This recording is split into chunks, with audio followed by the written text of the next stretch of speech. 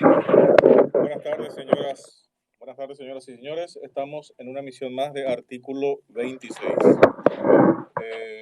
Un momentito. Hoy es lunes 13 de julio del año 2020. En este momento son las 17 horas 11 minutos y tenemos en Asunción una sensación térmica de 20 grados. Bueno, un par de temas que creo que es lo que está focalizado el día de hoy. Tiene que ver con, en primer lugar, la fugaz visita de el expresidente Mauricio Macri junto al expresidente Horacio Cartes. Y evidentemente todo tipo de especulaciones que se tejen al respecto, ¿verdad? Van desde las cuestiones domésticas de Argentina, porque Cristina Kirchner está bastante dura con Macri. Va a cuestiones que tienen que ver también con cuestiones de puentes, cuestiones de Añacuá, incluso no sé si cuestiones que tienen que ver con el tema incluso de Vicentín. De todos modos, la cuestión principal ahí nomás es lo siguiente, o sea, de vuelta nomás Marito queda como convidado de piedra en todo esto, ¿verdad? Aparte de otras cuestiones que se tejieron en el vecino país, que son mucho más verborrágicos que nosotros, digamos, en ese sentido. E incluso algunos periodistas estaban mencionando como anécdota que el avión en el que vino justamente Macri, que fue puesto por Tavesa, por Horacio Cartes, resulta que en algún momento tuvo algún tipo de inconvenientes en Argentina, con un tema, no sé si de contrabando o una cosa así de cigarrillos. Y evidentemente, por supuesto, ya comenzaron a aparecer todo el tema de los trolls y todo ese tipo de cosas del grupo Carter, tratando, no, como un jet, etcétera, etcétera. Bueno, listo, o sea, más allá de la anécdota o la cuestión risible, digamos, es nomás una cuestión que en cualquier momento de vuelta comienza a instalarse. Y es llamativa la visita, ciertamente, aparte de las cuestiones, sin entrar en las cuestiones que tienen que ver con la cuarentena, porque supuestamente son tratamientos especiales, etcétera. Pero sí, es llamativo, y sobre todo teniendo en cuenta que José Alberto Alderete está detrás de todo este tema de la visita. Y como siempre sabemos que Alderete es el que estaba siempre detrás del negocio de este Añagua. El otro que queda un poco descolocado ahí por un lado es también Nicanor, pero sabemos que Nicanor Duarte Frutos tiene mucha afinidad con Cristina Kirchner. Entonces, todo tipo de especulaciones con relación a lo que se teje con esta visita rara y una visita relámpaga del expresidente Mauricio Macri, que no está pasando por su mejor momento en Argentina. Eso por un lado. Por otro lado, tenemos dos cuestiones antes de ir a lo de el senador Baqueta. Eh, y de hecho hoy lo mencioné, porque le comencé a escuchar a Benigno López. Y realmente, lo que ya dije varias veces, a mí realmente me sorprende la pasividad de los parlamentarios, de los senadores. Se caga de la risa Benigno López, de todos los senadores y de todos los diputados.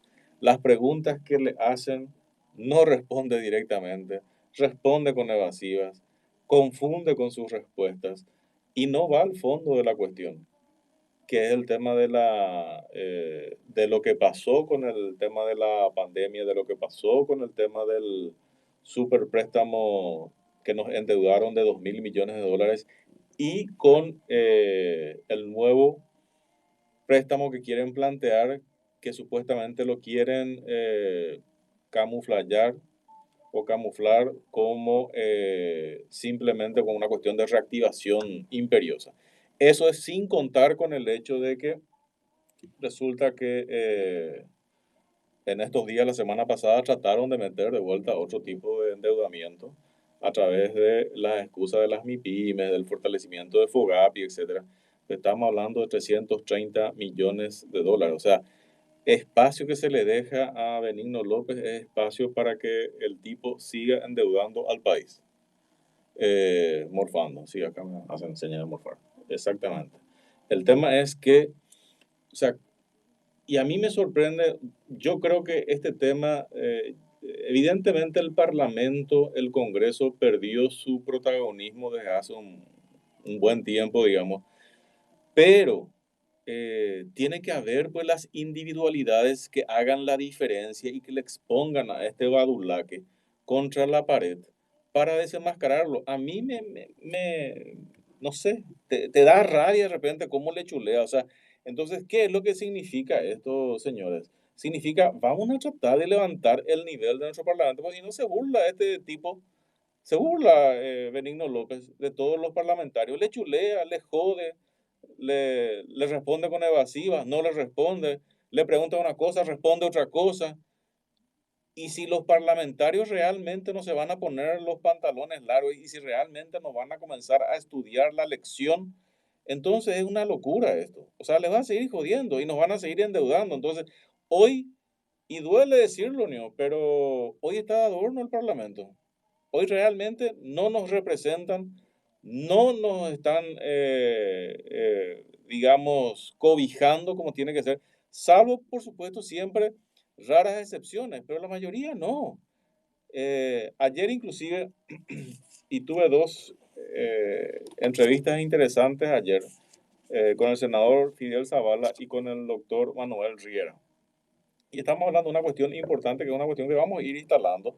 En principio yo creo que mañana vamos a hablar de vuelta con el doctor Manuel Rivera porque quedó algunos temas pendientes, que es el tema de los ganaderos y de los frigoríficos. Dentro de lo que es el negocio de la carne, dentro de lo que es el tema de la cadena de producción, de las etapas de producción, del rubro cárnico, está una etapa que es el de los ganaderos, que por llamarlo de una manera, proveen la materia prima. Y por otro lado está el de los frigoríficos, que es el que procesa, industrializa, etcétera, el tema de la carne. Perfecto. El tema es que hoy los ganaderos se pasan plagueándose, y creo que en este caso sí con justa razón, del precio que están recibiendo de parte de los frigoríficos. El tema es que estamos hablando que creo que inicialmente había un spread del 30% o una cosa así. Hoy creo que el spread que le quitan los frigoríficos a las empresas ganaderas, estamos hablando del orden del 80 o 90 y en algunos casos del 100%. Y no hacen nada. Entonces, por un lado nomás, ¿a qué quería llegar con todo esto? En algún momento creo que en dos ocasiones se presentó un proyecto de ley del Instituto Paraguayo de Carne o Instituto de Promoción de la Carne, etcétera. Y resulta que fue rechazado. ¿Y saben por quién fue rechazado? Fue rechazado por el sector justamente de Honor Colorado. Y es una cuestión que hoy le perjudica a un rubro importante. Van a decir, no, los ganaderos luego tienen mucha plata. No, a nosotros nos conviene como paraguayos que a todos les vaya bien para que eso permee en el tema de la sociedad. O sea, estamos hablando de uno de los tres rubros más importantes que tiene el país dentro de lo que es la economía. Y nos conviene que les vaya bien. Ahora, dentro de lo que es el tema de los frigoríficos, estamos teniendo básicamente 7 frigoríficos versus 145.000 ganaderos. Sí, existe una concentración y hoy existe una posición predominante de un grupo frigorífico específicamente brasilero, que está bien. O sea, yo creo que hay que recibirle con las manos, con los brazos abiertos a todos los que vengan a invertir al país. Ahora, dentro de una etapa, dentro de una circunstancia que realmente beneficie al país y a todos. Entonces, los ganaderos en su gran mayoría son paraguayos y los frigoríficos en su gran mayoría son brasileros. Acá simplemente es una cuestión de sentarse en la mesa y comenzar a debatir, discutir, poner las cartas, y como todos los rubros del país tienen que tener un órgano regulador y establecer cuál es el motivo del spread tan grande hoy que están teniendo los frigoríficos, que en su mayoría son brasileños, y que aparentemente incluso una parte otra vez del precio de la carne o del producto de la venta de la carne en el exterior queda otra vez inclusive en paraísos fiscales. O sea, hoy quien les representa a la Cámara Paraguaya de Carnes, a los frigoríficos, es justamente el ingeniero Luis Petengil. Y el ingeniero Luis Petengil es el asesor ad honorem de Marito, también amigo íntimo de Horacio Cartes, que hoy básicamente está justamente en contra de su grupo genuino, que es el de los ganaderos, ¿cierto? Él está con el tema también de su propio frigorífico y él está hoy como punta de lanza en toda esa situación. Y yo entiendo que de repente dentro de cualquier negocio está la picardía de querer llevarse la tajada del león. Pero, ¿qué pasa si uno lleva la tajada del león y resulta que al final mata el rubro económico, que es uno de los tres principales que tiene el país? Y en este momento de pandemia, en este momento de, en este momento de post-COVID que vamos a pasar y que realmente, bueno, un momentito, vamos a una pausa y volvemos enseguida. Hola, hola. ¿Qué haces, partner? Me imagino que me vas a dar a mí. Todos te estaban buscando, ¿verdad? Nah. Pero todos te están buscando, me imagino. Hoy no vas a hablar. ¿Cuándo vas a hablar? Esta es la 1330 AM. Estamos transmitiendo desde nuestros estudios ubicados en el piso 16. A la pelota. No vayas así. No, no, yo entiendo. Sin problema. Pero no más, ya, no, ni. El deporte motor es una pasión. Por eso, en Radio Chaco Boreal, Espectacular, la máxima cobertura, con toda la información, las notas y la actualidad. Pasión Tuerca. Con la conducción de dos verdaderos especialistas. No, está bien, está bien. Pero teneme en cuenta cuando vas a hablar. Quienes te traen todas las noches lo mejor del deporte motor nacional e internacional. Pasión Espectacular. Tuerca. Dale, partner. La pasión del deporte motor se vive en la 1330 de amplitud modulada. De lunes a viernes de 20 a 21 Dale, horas. genial. Dale, partner. Para interactuar e informarte con la Dale, 1330 espectacular. en redes sociales, ingresa Abrazo. a Twitter, @1330 AM.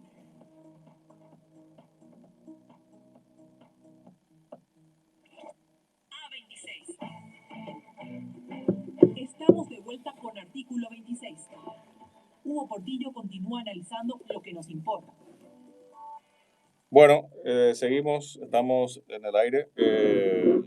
Disculpen, me pasa que le soy sincero y de hecho, o sea, le estoy buscando y al senador Enrique Baqueta, pero bueno, creo que todo el país le está buscando al senador Enrique Baqueta para que hable un poco con relación a qué es lo que está sucediendo dentro de lo que es Añetete, dentro de lo que es eh, su renuncia al líder de bancada de Añetete y su renuncia a las comisiones en las cuales él está participando.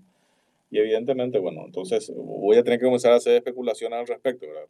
Hasta que el senador decida hablar, digamos que me imagino que en estos días lo hará, ¿verdad? O sea, evidentemente, o sea, termino lo que estaba mencionando anteriormente y continuamos. O sea, el tema de los frigoríficos y el tema de los ganaderos. El otro tema importante con esta situación que se da dentro incluso del grupo de los ganaderos es lo siguiente. El 9 de agosto se realiza una elección dentro del gremio de los ganaderos. Incluso yo ayer hablando con el doctor Manuel Riera y hablando con el senador Fidel Zavala, le decía que la Asociación Rural del Paraguay, o sea, el concepto incluso que yo tenía de chiquito, o sea, era un ente y un gremio poderosísimo.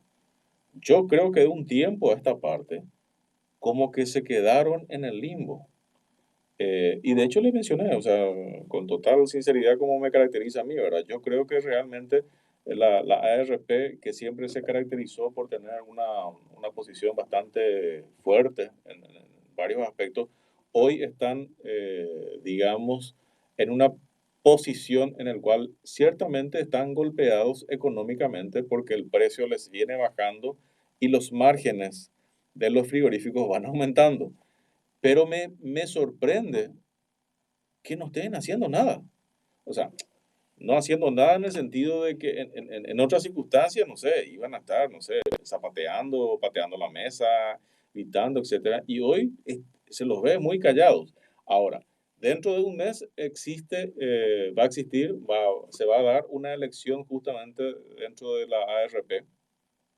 Esa elección, creo que las dos listas principales, por un lado está el doctor Manuel Riera Escudero y por otro lado el ingeniero Pedro Galle, que sería bueno que independientemente de las diferentes plataformas electorales que puedan tener dentro del rubro de la ganadería, tengan un frente común, digamos, para que realmente el tema de la ganadería, que siempre fue un baluarte de nuestra economía y sobre todo en los últimos años, entonces sí es grave ese tipo de situaciones, porque hay que entender que esto es un conjunto. O sea, si les va mal a los ganaderos, tarde o temprano nos va a ir mal a todos. Ese es el tema que tenemos que evaluar. Acá hay cuestiones que tenemos que saber jugar como país, independientemente de los partidos, independientemente de los colores o independientemente de los sectores. O sea, está bien, cuando tenemos que pelearnos o discutir ciertas cuestiones, lo vamos a hacer, pero cuando estamos viendo que realmente uno de los rubros principales de nuestra economía viene en baja, está en baja, y claro que nos va a afectar, pero yo creo, y por supuesto los mencioné, yo creo que hay un defecto comunicacional hoy de parte de los ganaderos, porque incluso la gente, ¿qué es lo que ve la gente de la calle? Nosotros, Juan de la calle, ¿qué es lo que vemos? Vemos que los ganaderos se quejan que cada vez se les paga menos por su ganado, pero vemos, o sea, sentimos que el precio de la carne no baja. Entonces, ¿a quiénes le puteamos? A los ganaderos. Pero realmente existen otros entes intermediarios hoy, en el caso de los frigoríficos, que no se los tiene en cuenta. O sea, hoy los frigoríficos están haciendo realmente un buen trabajo comunicacional. Están calladitos, no dicen nada, y ellos son los que están llevándose la tajada del león. Pero también los ganaderos no están sabiendo comunicar eso. La gente, nosotros, Juan de la calle, puteamos, pero puteamos contra los ganaderos. En todo caso, tendríamos que estar puteando contra los frigoríficos, no contra los ganaderos. Ahí hay doble falta, digamos, por llamar de una manera. Por un lado, los ganaderos con un defecto comunicacional, y por otro lado, no sé, la viveza o picardía, digamos, de los frigoríficos. Pero independientemente de eso, yo creo que tenemos que sentarnos a conversar y a hablar. Y un actor principal importante de todo esto es el gobierno. Y no es que uno dice, no, no, no, de repente no quieren que el gobierno se meta y de repente quieren que el gobierno se meta. No, el gobierno, el Estado, siempre tiene que ser el árbitro y siempre tiene que ser el refre en todo. Lo que nosotros no queremos es que el Estado sea un ente competitivo para el sector privado. Así nomás sencillo. O que sea hoy un ente de generador de ricos dentro del país. Pero ese es otro tema que ahora las personas más ricas del país hoy son todos funcionarios públicos y no gente del sector privado. Y en cualquier economía de mercado, en cualquier economía de libre mercado, de oferta y demanda, evidentemente el sector privado es el que es el emprendedor y el generador de riqueza de cualquier país. No es el Estado. Y encima con nuestra plata de los impuestos. Pero ese no es el punto ahora. En el caso particular de la carne, el Estado hoy está ausente como ente regulador. Y el Instituto Paraguayo de Carne o el Instituto de Promoción de la Carne, que es lo que estaba pendiente y que se rechazó. O sea, debe existir, no sé si el nombre que le quieran poner, pónganle, pero tiene que existir un órgano que regule. El Ministerio de Agricultura y Ganadería tendría que participar, SENASA tendría que participar, el Ministerio de Industria y Comercio debería participar, pero tener realmente una participación más activa dentro de lo que es esto. Estamos hablando de uno de los 3 rubros o uno de los 4 rubros más importantes que tiene el país y tenemos que saber valorar esa situación. Y mi defensa siempre es en pro de lo que sume al país. Así nomás sencillo. Cuando en su momento, y recuerdo que Marito había subido recién a la presidencia, resulta que comenzaron a eh, ningunearle o atacarle a las maquiladoras. Pero resulta que las maquiladoras generaban, hoy no sé ni cómo están los números, en aquel entonces estaban generando como 700 millones de dólares de ingresos al año. Entonces, Marito, como no fue su idea y él no fue el que impulsó, entonces directamente él no le daba pelota. Entonces, uno no puede como gobernante agarrar y ningunear así a un rubro que está generando ingresos al país por 700 millones de dólares. No puede. O sea, eso es de necios. O sea, todos los rubros que generan ingresos al país tienen que ser fomentados, independientemente de que haya sido Mandrake el que fomentó ese sector o ese rubro. Y resulta que al final quería no sé qué, cambiar por otro tema, no sé, onda naranja, que al final no salió ni uno ni lo otro. Entonces, pero esas son cuestiones, por ejemplo, que no podemos repetir. Esos son fracasos intelectuales de nuestras autoridades. O sea, es de necios subirse al poder, llegar al poder, simplemente para afectar a la ciudadanía, como un pase de factura al anterior gobernante, que es lo más tonto y estúpido que se le puede ocurrir a una persona. Bueno, eso ocurrió con las maquiladoras. Hoy, o sea, por lo menos dejó de perseguirlo, ¿verdad? Y de romper las pelotas. Creo que están ahí viendo qué es lo que se puede hacer. Incluso cuando hubo el tema este del acta de la atracción, evidentemente Brasil usó como una de las fracasos intelectuales, así mismo es. Brasil, el tema de las maquiladoras, usó como un gancho de presión al Paraguay cuando fue el tema del acta de la traición del tema de Itaipú. Ustedes se acordarán. Entonces, pero ¿qué pasó ahí? Por suerte, la presión de la ciudadanía fue tan grande en aquel entonces que al final ni con el tema de presionar con las maquiladoras funcionó el tema del acta de la traición. Después dicen que de todos modos parece que salió de otra manera, ya 2 años, etcétera, que en el fondo será lo mismo. Pero bueno, eso quedó ahí y es un tema para desarrollar más adelante también. Pero bueno, o sea, nosotros volvemos al tema de lo que es el tema de la carne, el tema de la elección que se tiene que hacer en la Asociación Rural del Paraguay. Creo que es un tema importante, creo que es un tema que tienen que defender su rubro, que al final es un rubro que es de todos los paraguayos, porque si estamos hablando de uno de los 3 o 4 rubros más importantes que generan ingresos al país, nos conviene como paraguayos que les vaya bien a los ganaderos. Me parece bien que les vaya súper bien también a los frigoríficos, pero tenemos que buscar un punto de equilibrio en el cual por una pelea dentro de la cadena de producción no terminen rompiendo, no terminen destruyendo un rubro tan importante como la carne, porque a los mercados externos, a los mercados internacionales, les interesa 3 comines los problemas internos que nosotros tenemos acá. Si comienza a haber algún tipo de puja interna que al final termina afectando los mercados externos y nos quedamos sin el pan y sin la torta, señores. Entonces también esa es una cuestión que tienen que evaluar y tienen que tener en cuenta, sobre todo los gobernantes. No es así nomás, no, que se vean ellos que se peleen. Ahora que están peleados, quieren que se meta gente del Estado. No es así. El Estado tiene que estar siempre como un órgano, el árbitro como un órgano de referee. Ahí tiene que estar, para lidiar los diferentes intereses que existen en los diferentes rubros. Así nomás de sencillo es. Eh, También el senador Fidel Zavala comentó ayer que después, creo que después de las elecciones de la Asociación Rural del Paraguay, que ya es ahora en agosto, van a volver a presentar el tema del proyecto de ley para crear un órgano, una especie de órgano regulador del rubro de la carne, el Instituto Paraguayo de la Carne o de Promoción de la Carne, etcétera. y que es importante. Y en el caso también de el ingeniero Luis Petengil, me parece genial que él tenga que defender sus intereses. Todo dentro del marco de lo que realmente le conviene al país, tendría que ser. Porque si realmente esto termina afectando un rubro importante para el país y no va a ser nada patriota ni de parte de los ganaderos, ni de parte de la Cámara Paraguaya de Carne, ni de parte de los frigoríficos, ni de parte de Luis Petengil. Así nomás sencillo es.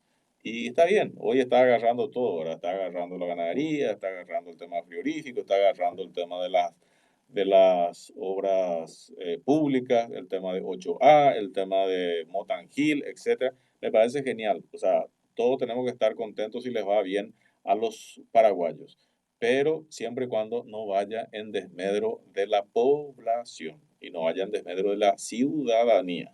Entonces, ahí es donde debe entrar el Estado, la institucionalidad del Estado. Bueno, eso es por un lado, y nosotros vamos a una pequeña pausa y volvemos enseguida.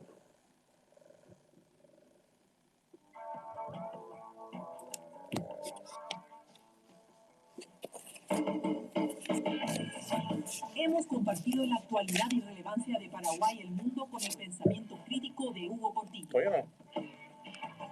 Nos volveremos a encontrar mañana en Artículo 26, desde las 17 horas. El deporte motor es una pasión. Por eso, en Radio Chaco Boreal le damos la máxima cobertura, con toda la información, las notas y la actualidad. Pasión Tuerca. Con la conducción de dos verdaderos especialistas, Jorge Basualdo y Osmar Aquino, quienes te traen todas las noches lo mejor del deporte motor nacional e internacional. Pasión Tuerca. La pasión del deporte motor se vive en la 1330 de amplitud modulada. De lunes a viernes de 20 a 21 horas. Para interactuar e informarte con la 1330 en redes sociales, ingresa al Twitter @1330am.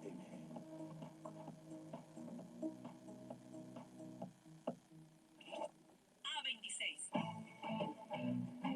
Estamos de vuelta con Artículo 26. Hugo Portillo continúa analizando lo que nos importa.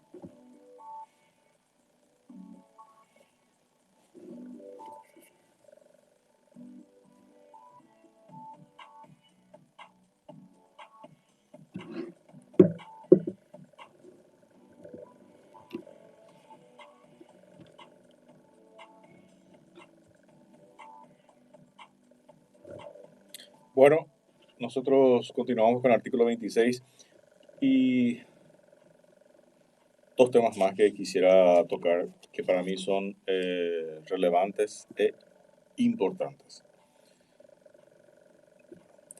En primer lugar, un tema que estuve levantando en estos días que tiene que ver con el narco Reni Sos, que fue condenado a 17 años de cárcel. O sea, cárcel es una manera de decirlo. ¿Por qué? Porque fue condenado a 17 años, pero resulta que ese tipo de jugaditas o jugarretas, o no sé cómo de repente ocurre en la justicia, resulta que al final el señor supuestamente cumplía su condena en la casa, en el domicilio de su abogado, Oscar Arrua. ¿Cómo salta todo esto? Y simplemente porque pidieron ahora su libertad condicional. Y aparentemente dentro del procedimiento, una cuestión que no se esperaban es que fue el forense, etcétera, a la casa o a la dirección que debería estar guardando, o sea, guardando prisión, o sea, cumpliendo su condena, ¿verdad? No en la cárcel, sino en la casa X. Y al final ahí salta que la casa X era la casa de su abogado. Por supuesto, el personaje Reni Sos, no está. O sea, así como parece, nunca estuvo. O sea, está prófugo. O sea, nunca cumplió su condena.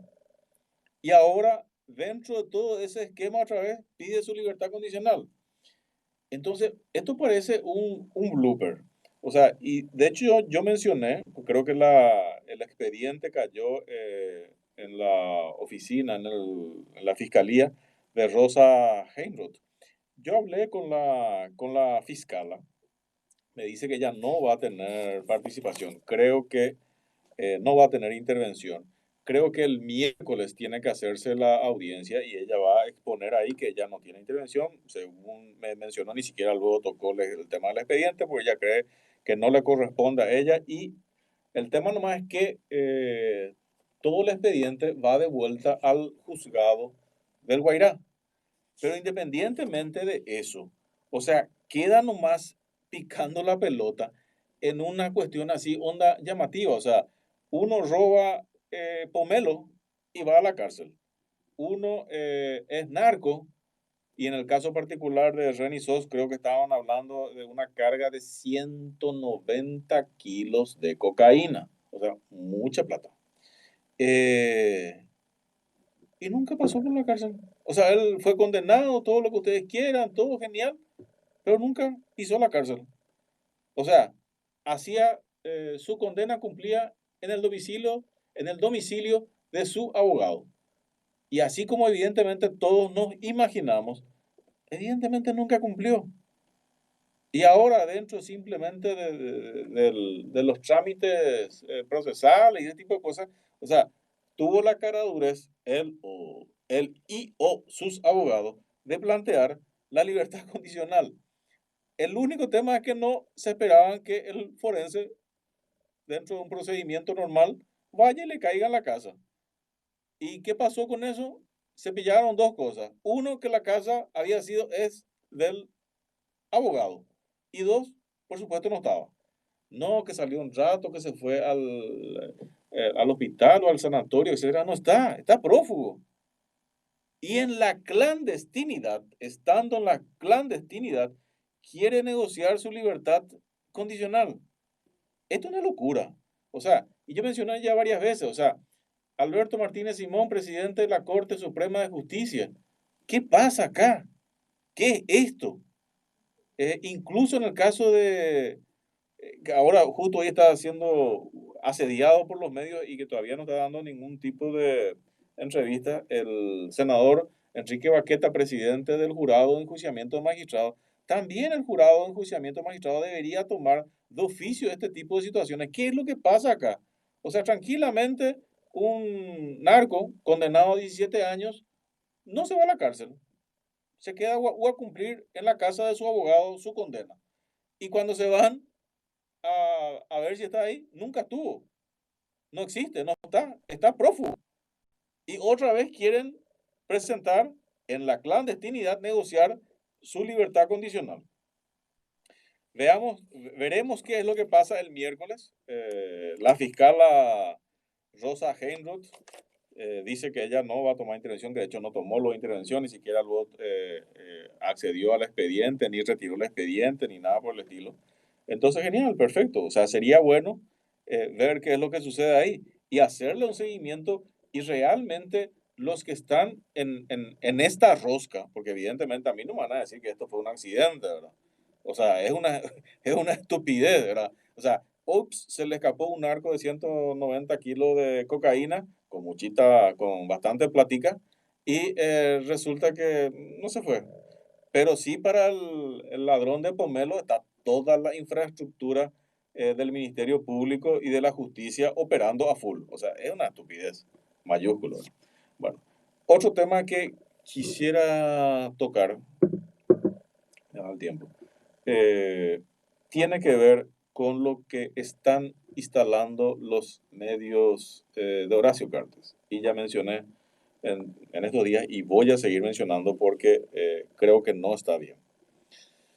Eh, la muerte del joven Rodrigo Quintana va a ser 3 años.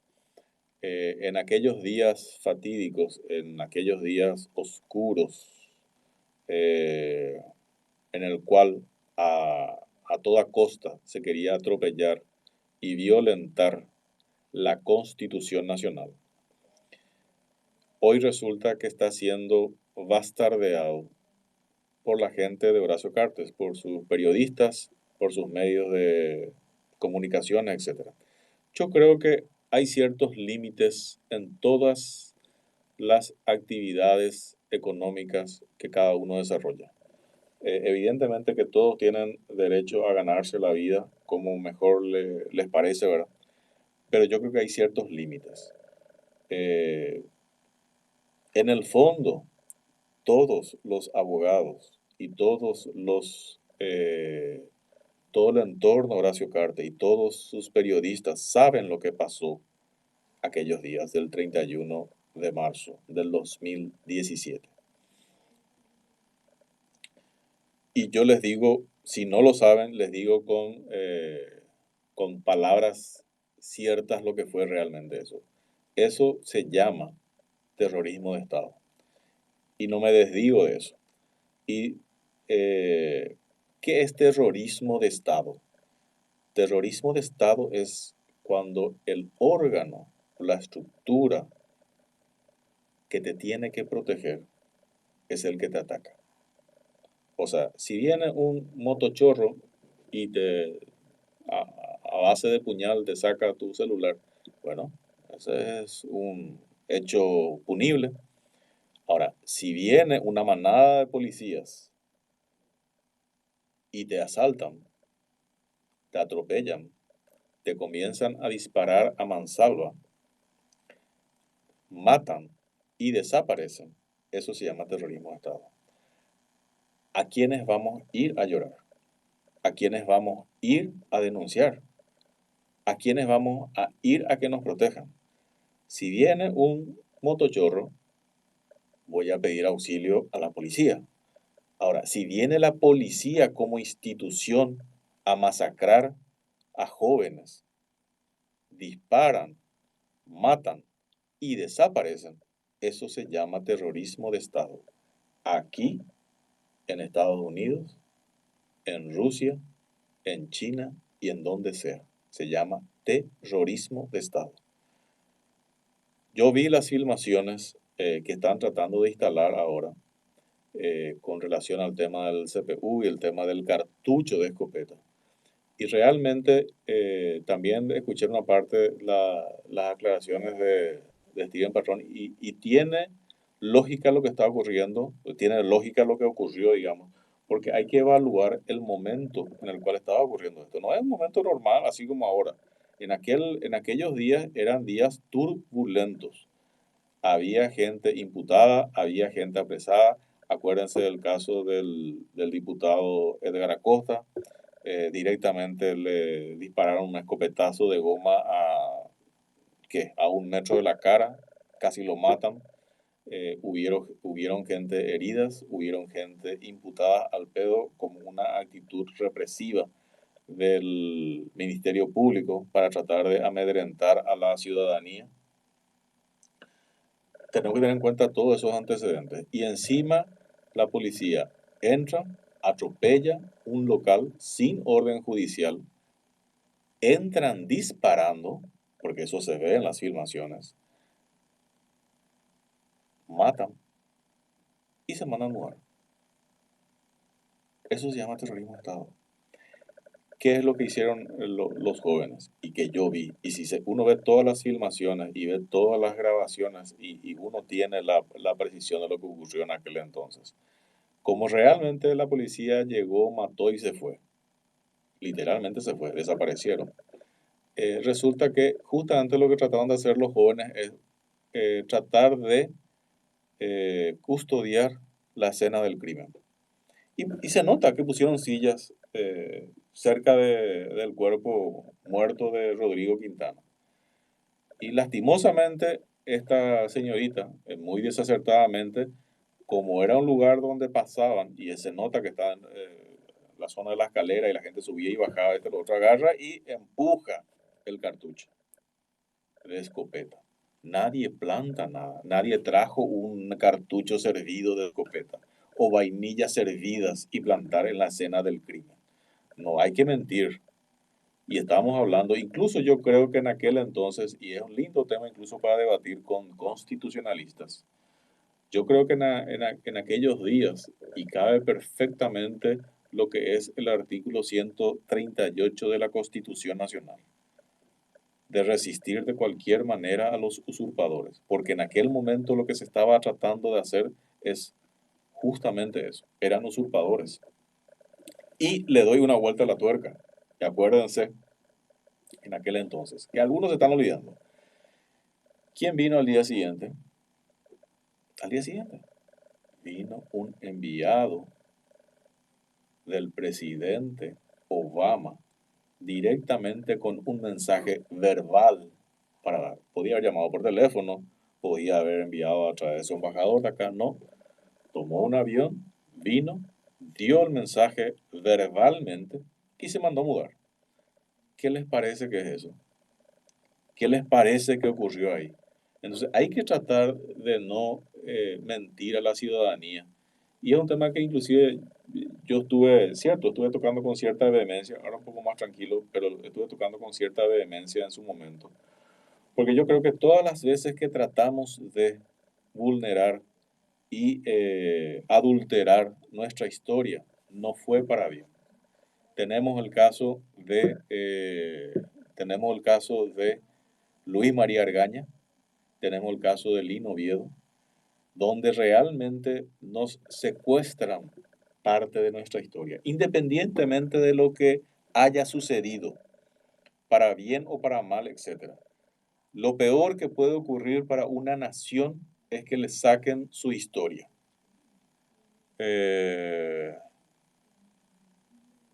Ok. Lo que tenemos que tener en cuenta es, si nos sacan nuestra historia, no sabemos lo que ocurrió. Y nos mienten, nos engañan, no que Argaña se suicidó, no que Argaña ya estaba luego muerto, no que no sé qué. Y eso no está bien. Si uno evalúa las veces que nos mintieron en nuestra historia, no fue para bien.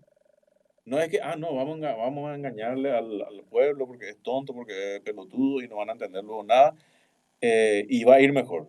No, evaluemos los 31 años de supuesta democracia en la que estamos viviendo y veamos el resultado al cual llegamos.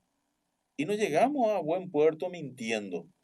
O sea, la ciudadanía tiene el derecho, el pueblo tiene el derecho de saber qué es lo que realmente ocurre para que justamente pueda tomar las decisiones como corresponde, independientemente que se hayan equivocado o independientemente que se haya metido la pata, independientemente de que los actores morales e intelectuales y materiales tienen que pagar su culpa por lo que hicieron.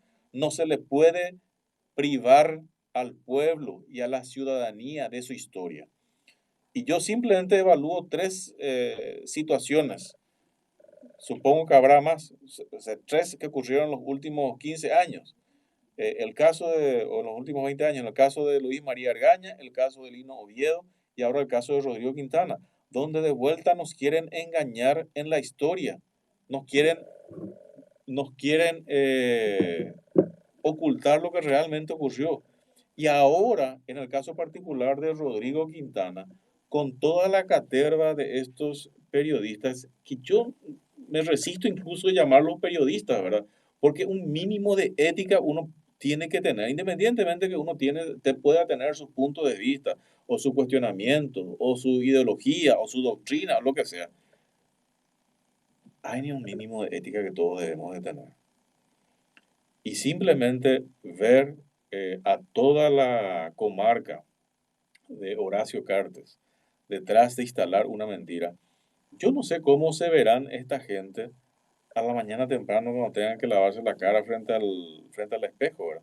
Se levantan y tienen que lavarse la cara. O sea, no sé cómo se pueden mirar al espejo instalando una burda mentira como la que están tratando de instalar. Lo que ocurrió el 31 de mayo y esos días, el 31 de mayo de 2017 y los días anteriores, se llama terrorismo de Estado. Y es un lindo tema para que sigamos profundizando, porque creo que como ciudadanía ya no debemos permitir que nos sigan mintiendo en nuestra historia. La ética es lo que desapareció. Sí, cierto, la ética es lo que desapareció, pero tenemos que volver a instalar, o sea, o si no, que vamos a ser Yo me resisto nomás a creer que vamos a ser o que somos un Estado fallido y aunque seamos un Estado fallido, me resisto a aceptar de que sigamos siendo un Estado fallido. Y yo creo que va a depender de cada uno de los ciudadanos. En estos días, creo que hoy o mañana también hay de vuelta otra manifestación. Y bueno, es importante que el pueblo se manifieste, es importante que la ciudadanía tenga una mayor participación y activa participación en la vida política y pública de este país. O si no, nos van a seguir jodiendo la vida. Nosotros regresamos mañana en artículo 26 a las 17 horas. Buenas tardes, hasta luego.